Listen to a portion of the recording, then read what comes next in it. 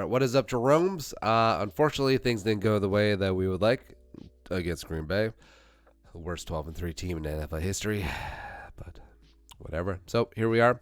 And we're back at the NFL playoff machine on ESPN, and we're going to go through how the Vikings can match up with their various 3-seed opponents, because the Vikings are now locked into the 6 seed, 10-5, staying alive. That is right. Week 17 does not matter at all.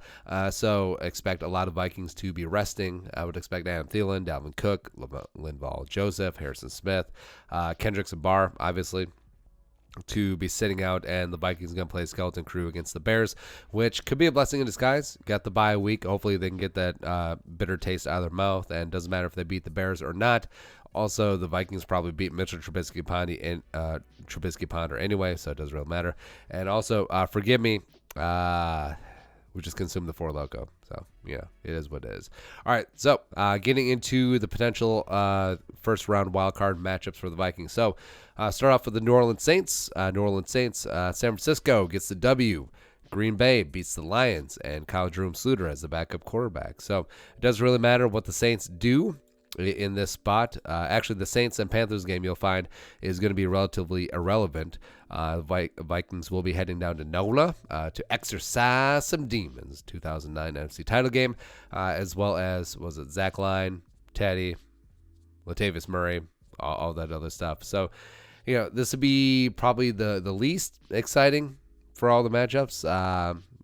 I'd much rather go to Seattle. Not gonna lie, the way that they've been banged up, would rather go to Green Bay. Would rather go to San Francisco. But NOLA, it is what it is. There you go. All right, next up. So the Packers. I wouldn't mind going to Green Bay again. So say San Francisco wins, they beat the Seahawks, and then also the Saints win, they beat the Panthers, and then Green Bay somehow.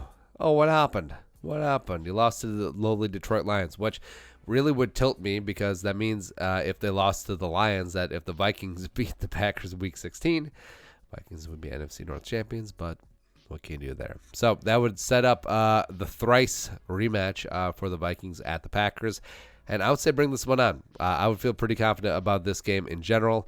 Actually, this would be my preference. If we could pick a wild card matchup, 6-3, I would pick the Green Bay. All right, my second choice, so Seattle. All right, Green Bay wins. Green Bay beats the Lions.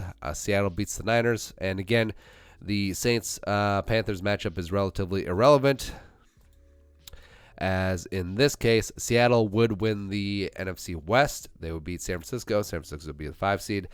Saints would be the 2 seed. Green Bay would be the 1 seed. So the Vikings would be going to Seattle, where that Monday night game, the Vikings had their chances. I believe they're very plucky. I believe they're very competitive. And also, I think they just sort of gave that game away to Seattle. And Seattle is dealing with a myriad of injuries, including the right back position, which they got beast mode back. They got Robert Turbin back. It's going to be great. And I actually wouldn't mind this matchup at all. Last matchup, going to San Francisco, is probably the least unlikely. Actually, it is the least unlikely. Let's talk about it. All right, so Saints beat the Panthers. And then also you have Green Bay beating Detroit. And then San Francisco and the Seahawks tie. Right. So San Francisco, by way of the tie, gets the 3 seed. But also, because they tied as opposed to winning, they don't get one of the top 2 seeds. So the Vikings would go out to Santa Clara and play the Niners. Again, the least likely of the scenarios, but it is what it is there. And that's what it is. Let's go to NOLA. Let's go to Green Bay. Let's go to Seattle. Get done. Either way, Vikings have a full week to rest up, get ready. I think this bye week may be a blessing in disguise, and I say bring it on. So your thoughts, let us know in the comment section below. Also, subscribe Daily Vikings Takes. You want to support the work, below some of the Venmo. Plus, give us a follow on social media as well. But until next time, Skol, production value.